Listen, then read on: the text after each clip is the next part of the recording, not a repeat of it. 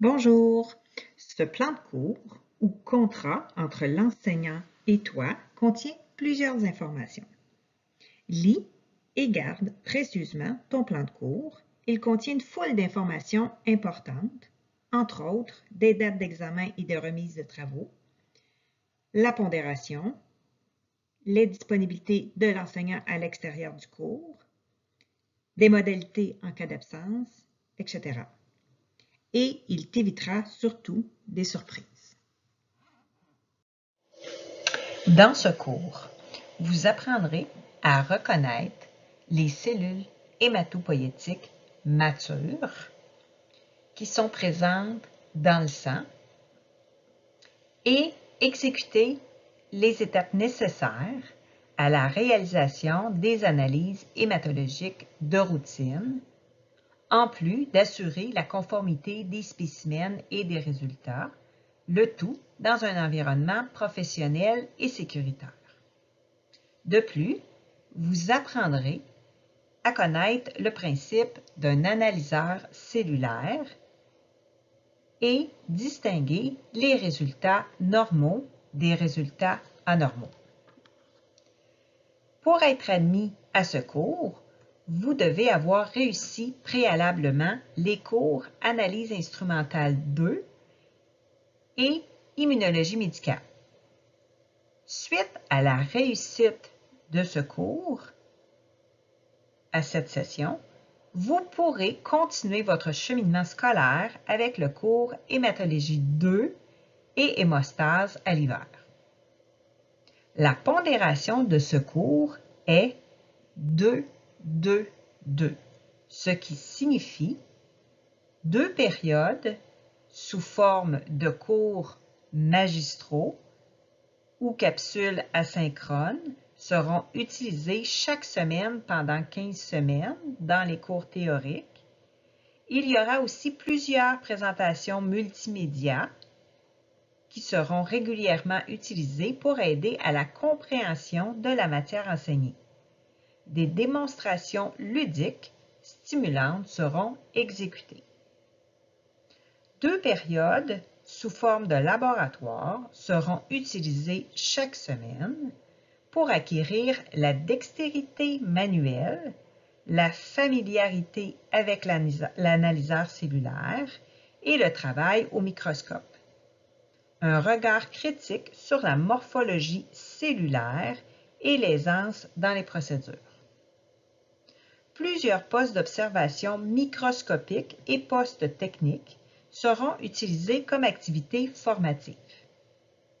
Pour terminer, quelques lectures et travaux formatifs, diaporamas, exercices, questions et cas cliniques devront être faits à la maison afin de favoriser l'assimilation de la matière enseignée. Voyons ensemble comment interpréter le calendrier des activités pédagogiques. Je vous suggère fortement de l'imprimer et de l'insérer au tout début de votre cartable contenant votre guide d'apprentissage et d'inscrire à votre agenda chacun des cours théoriques ou laboratoires. Tous les cours théoriques et les séances de laboratoire se dérouleront en présentiel.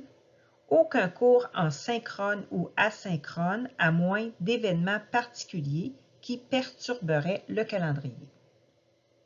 Vous aurez 13 cours théoriques les lundis de 8h à 9h45 et 13 laboratoires les mardis, le groupe 101 de 12h35 à 14h20 et le groupe 102 de 14h25 à 16h10. Vous avez dans la première colonne du calendrier la date pour chacune des semaines. Je tiens à spécifier que la date est un lundi. Par la suite, il y a une section théorique et une autre colonne à droite pour les séances de laboratoire. Dans la partie théorique, les contenus principaux sont notés. Je tiens à souligner que le lundi 4 septembre, il n'y aura pas de cours théorique à cause du congé de la fête du travail. La semaine de relâche est prévue le 9 octobre. Comme mentionné précédemment, la dernière colonne mentionne les différentes analyses à effectuer en laboratoire. Vous aurez quelques préalables à compléter avant certains laboratoires afin de mieux assimiler les techniques en hématologie. Vous devez également noter que l'examen intra-volet théorique aura lieu le lundi 30 octobre à 8 h en présentiel, en classe, au cégep. Vous aurez 2 périodes pour y répondre. Et l'examen intra-pratique aura lieu le 31 octobre à vos heures respectives de laboratoire pendant 2 périodes. Pour les examens synthèse, le pratique sera le mardi 5 décembre pour les 2 groupes à vos heures respectives pour une durée de 2 périodes. Et l'examen écrit sera le lundi 11 décembre à 8 h pour également 2 périodes. Les examens s'effectueront en présentiel au cégep, en classe ou en laboratoire. Regardons ensemble les évaluations sommatives et les pondérations de chacune d'elles.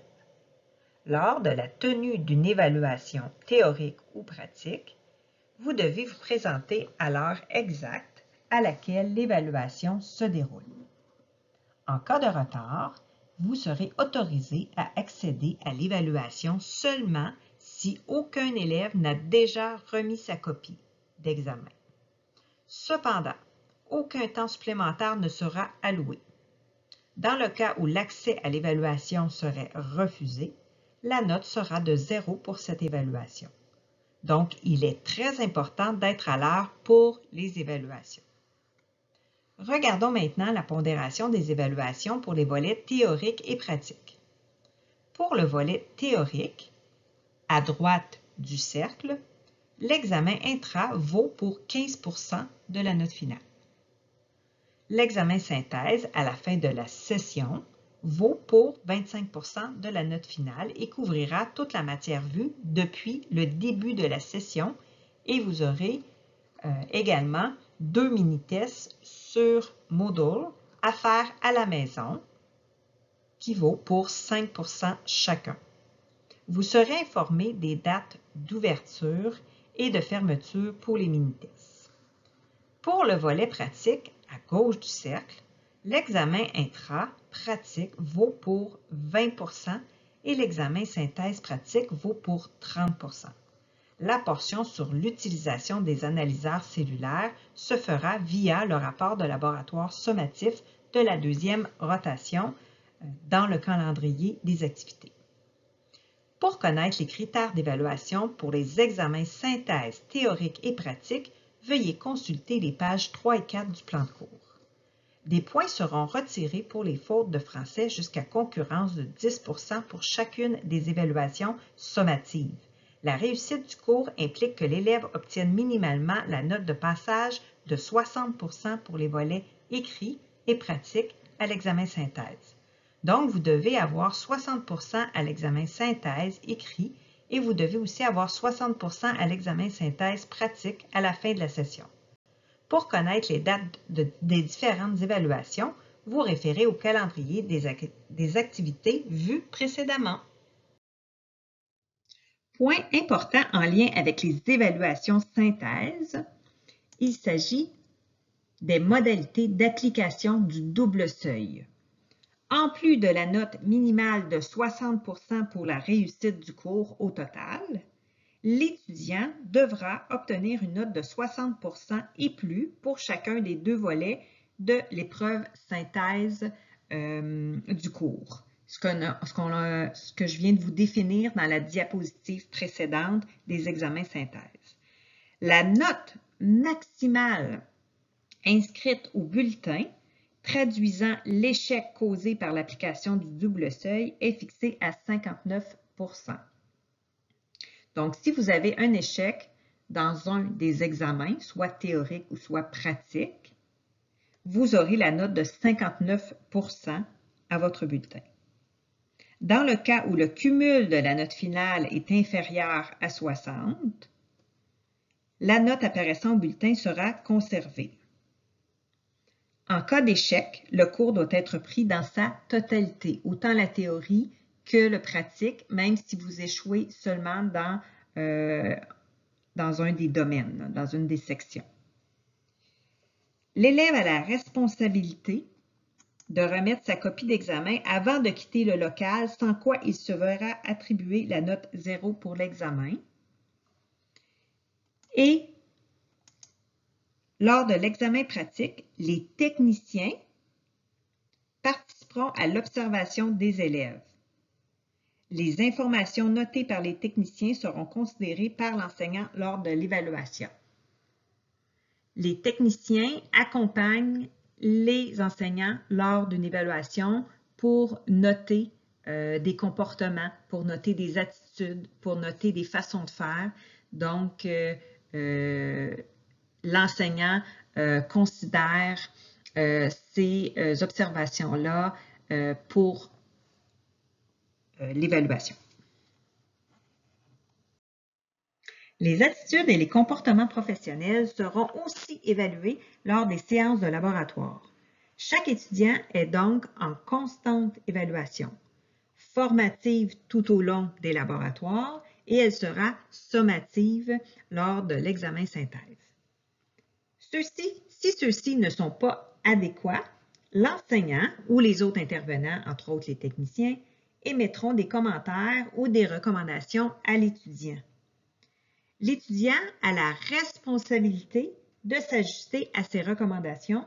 L'étudiant qui n'a pas montré d'amélioration après avoir reçu un avertissement de la part de l'enseignant ou du technicien pourrait se voir exclu du cours. L'évaluation de ces compétences se fait par correction négative. Cela veut dire que vous perdrez des points jusqu'à concurrence de 10 %. Je vous invite à lire les responsabilités professionnelles sur lesquelles vous serez évalué. Elles sont à la fin de votre plan de cours. Il s'agit de la rigueur, de l'esprit de collaboration, de sens de responsabilité, sens de l'éthique et de la sécurité. Pour ce qui est de la participation aux cours, pour les cours théoriques, la présence au cours n'est pas obligatoire. Mais comme les échecs sont souvent associés à un taux d'absentéisme élevé, la présence est tout de même fortement recommandée. L'écoute active et les questions d'éclaircissement sont les bienvenues. Les enseignants ne recommandent pas l'utilisation d'un guide d'apprentissage ou de notes de cours d'une année antérieure. Ainsi, l'élève qui choisit de le faire assume entièrement les difficultés que cela puisse lui causer au cours de la session. Pour les séances de laboratoire, l'apprentissage d'un comportement adéquat et sécuritaire se fait au laboratoire. Ainsi, être compétent à travailler en laboratoire nécessite la présence au laboratoire. Si vous ne démontrez pas de comportement professionnel adéquat et sécuritaire, vous pourriez vous voir interdire l'accès au laboratoire. L'élève doit effectuer lui-même les analyses, pas de travail de groupe en laboratoire. Il devra partager le matériel et les réactifs avec ses collègues. L'honnêteté, le respect et le civisme sont alors des comportements attendus. Aucun retard ne sera permis. De plus, vous devrez arriver au laboratoire bien préparé et entretenir adéquatement le matériel et les instruments utilisés. Le port du sarrau, des souliers fermés, des cheveux attachés et lunettes de sécurité sont obligatoires en tout temps au laboratoire. En cas de tenue vestimentaire inappropriée, l'étudiant se verra interdire l'accès au laboratoire. Vous devez vous procurer le guide d'apprentissage à la découverte de l'hématologie disponible à la coop du Cégep et vous devez utiliser le code A23RG130 pour commander votre guide. Le guide est disponible sur le site de la librairie Copsco. Voici le lien. Vous devez également vous procurer l'Atlas Clinical Hématologie. Il est disponible à la coop ou sur le site Copsco en format papier. Par contre, la version numérique est gratuite. Des tablettes seront à votre disposition dans les laboratoires pendant les séances pour consulter l'atlas. Je vous ai mis le lien pour commander si vous voulez format papier et le lien pour la version numérique gratuite.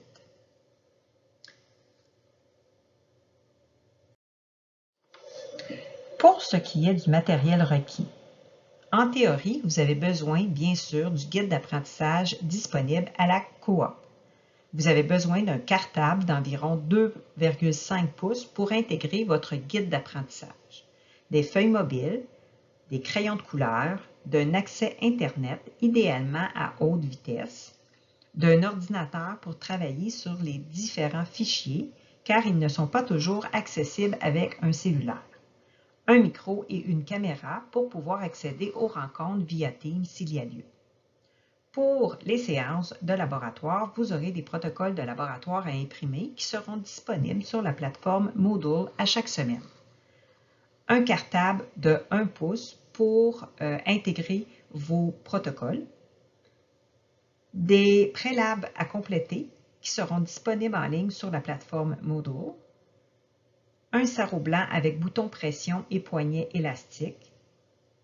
Des lunettes de protectrices, crayon marqueur permanent à pointe fine ou moyenne, crayon à l'encre, à mine et efface, calculatrice, onglet plastifié, environ 2,5 cm de largeur, protège-feuille plastifié et en dernier, votre carte à puce pour entrer dans le confinement au laboratoire. Toute forme de fraude, tricherie ou plagiat entraînera automatiquement la note 0 pour l'évaluation. Et s'il y a récidive, la note 0 sera inscrite au cours. Voici les différentes plateformes que j'utilise. La plupart des documents seront déposés sur Moodle. Si vous n'avez jamais utilisé Moodle, je vous invite à me contacter par Mio. Je vous donnerai la procédure. Regardons ensemble ce tableau. Pour ce qui est du plan de cours et du calendrier des activités pédagogiques, ils seront sur 2 plateformes, soit Léa et Moodle.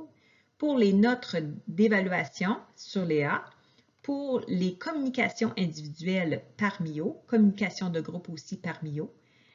Pour ce qui est des exercices, des protocoles de laboratoire, des capsules vidéo, des cours asynchrones, ils seront sur la plateforme Moodle. Pour un cours synchrone sur Teams.